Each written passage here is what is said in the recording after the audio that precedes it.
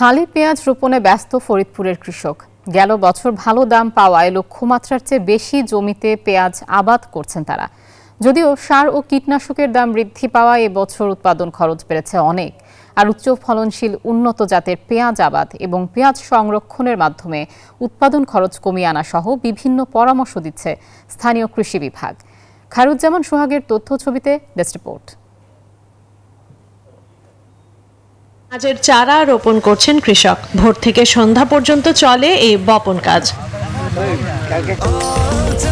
স্বাস্থ্যকর all time honeycomb, সব সময় অল টাইম হেলদি লাইফ। গেল বছর পেঁয়াজের ভালো দাম পাওয়ায় এবছর বেশি জমিতে পেঁয়াজ আবাদ করছেন তারা। জেলার নগরকান্দা, সালথা, ভাঙ্গা ও চরভদ্রাসন উপজেলায় পেঁয়াজ রোপণ হচ্ছে। এবছর উচ্চ ফলনশীল জাতের লালতির, তাহিরপুরি, সুখসাগর, বাড়ি এক জাতের পেঁয়াজ আবাদ হচ্ছে।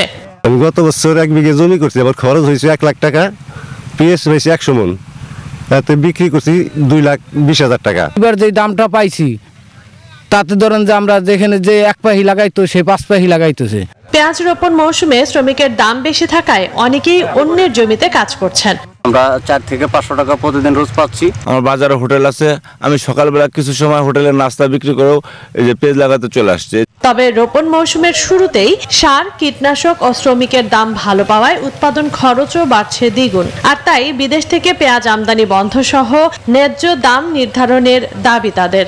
15 থেকে 2,000 টাকা কিনতে হয়, তাহলে আমরা এই যে বাড়তি খরচটা আমরা এটা পাবো কোথায়? আমরা যদি 2,000 থেকে 3,000 টাকা না পাই তাহলে কৃষকের অর্জনে মাথায় বাড়ে আমাদের।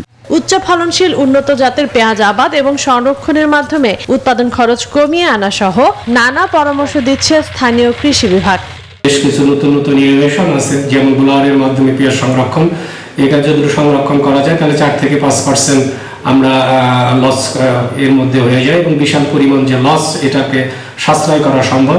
ফরিদপুর জেলায় এবছর 36,140 হেক্টর জমিতে হালি পেঁয়াজ আবাদের লক্ষ্যমাত্রা নির্ধারণ করা হয়েছে, যা থেকে প্রায় 5,75,000 মেট্রিক টন পেঁয়াজ উৎপাদনের আশা করছে কৃষি বিভাগ।